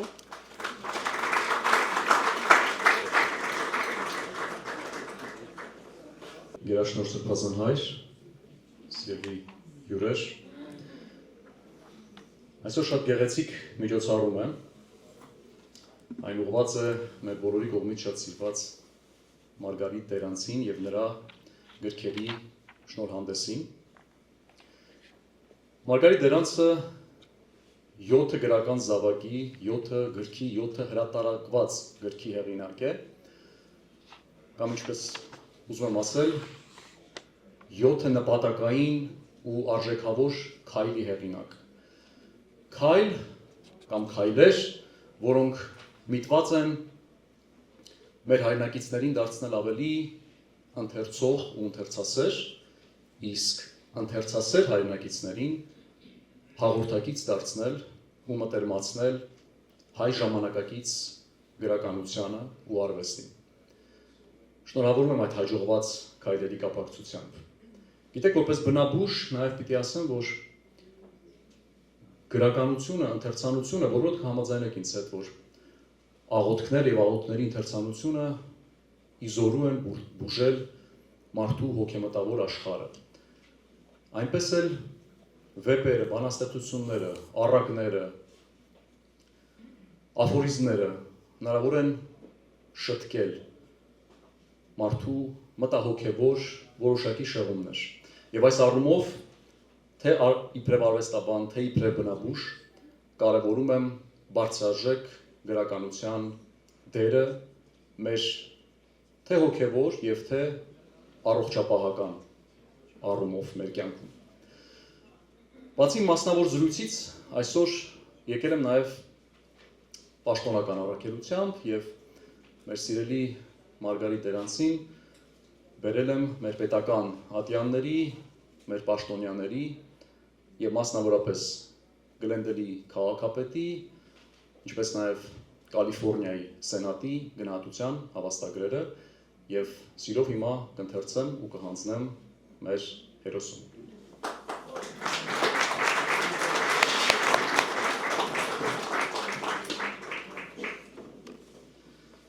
Mayor's Commendation, presented to Margarit Derans. Congratulations on this milestone celebration of your success as a published author of several books. Through your work, you have enriched the lives of countless individuals and fostered a greater appreciation of Armenian culture. Thank you for all the hard work and commitment you have given to this creative world. On behalf of the City of Glendale, we wish you success in all your future endeavors. Mayor Ellen Asatyan. Thank you.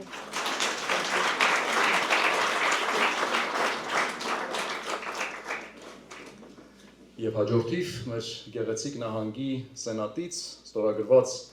նահանգային սենատոր Մարիա Ելենա Դյուրազոյի կողմից։ Certificate of Recognition, California State Senate, presented to Margarit Derans in recognition of your outstanding contributions as the author of 7 books, inspiring readers with your profound reflections on the past, present, and future. Your words encourage resilience, progress, and hope,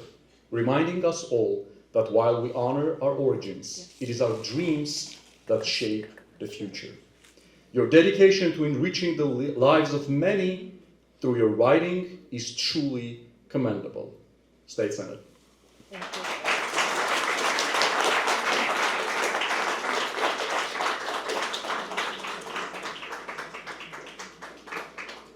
Շնորհակալություն։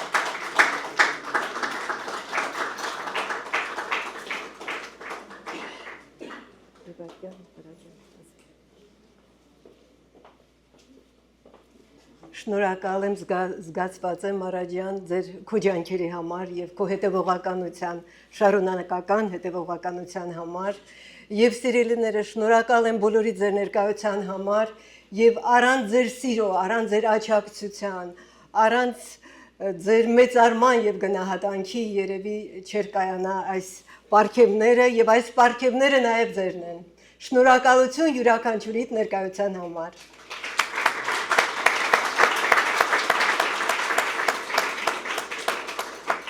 Մարաջյան, սա գրքեր են, ուրեմն անգլերեն, ռուսերեն եւ հայերեն, եւ ավելի քան գնահատում եմ ձեր մշակութասեր ընտանիքը եւ կարծում եմ, որ երեք լեզուների ընթերցանությունը հասու է ձեր նման մշակութասեր ընտանիքին։ Շնորհակալ եմ։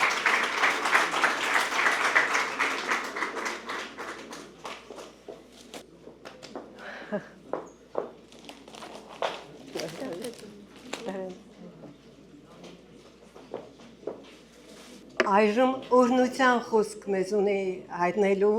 երաշնորհ Հովնան arczepiskopos Տերտերյանը ԱՄՆ-ի արևմտյան թեմի առաջնորդը։ Համեցեք։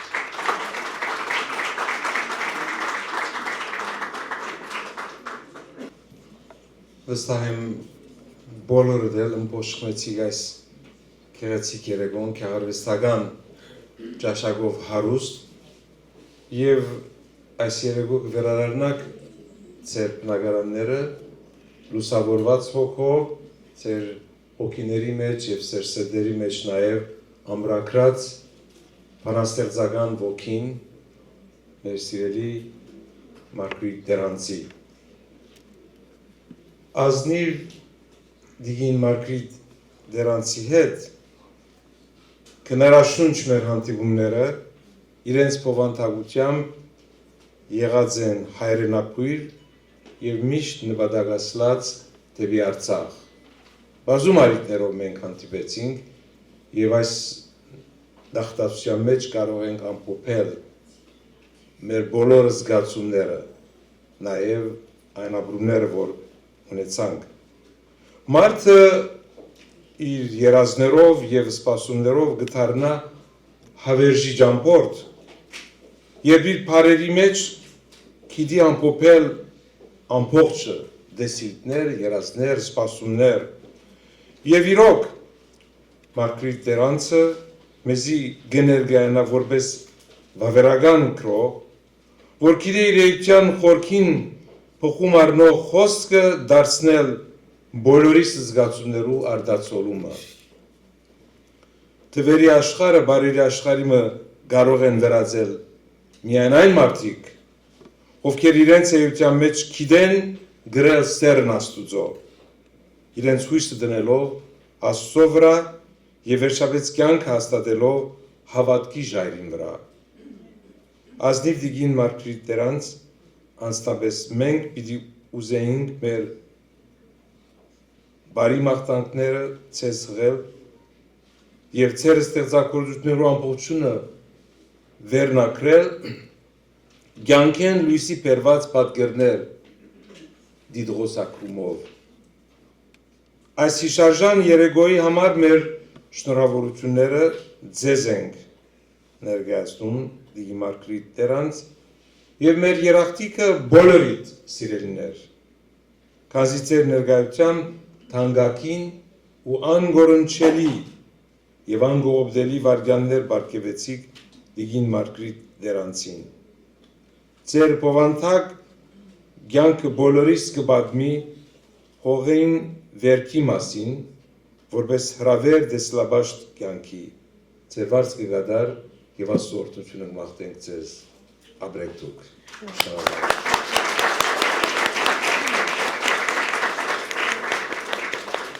Եվ յուրապես ձեր յուրաքանչյուր այցը աղոթքի համարժեք այց է եղած առաջնորդարան,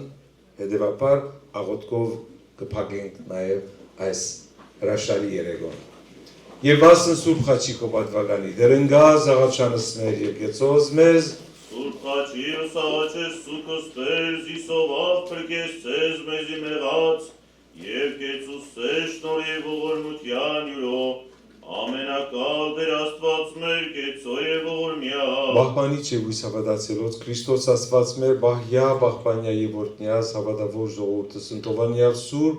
եւ բադվագան խաչի ուտկովի խաղաղության բրգյա ազատյա երևելի եւ աներևույթ տշնամիաս նարժանավորյա կուտյամ բարաբարել զհայր եւ զորթ եւ սուպ օկիդաժ մեր միշտ եւ ավիդյանս հավիտենից ամեն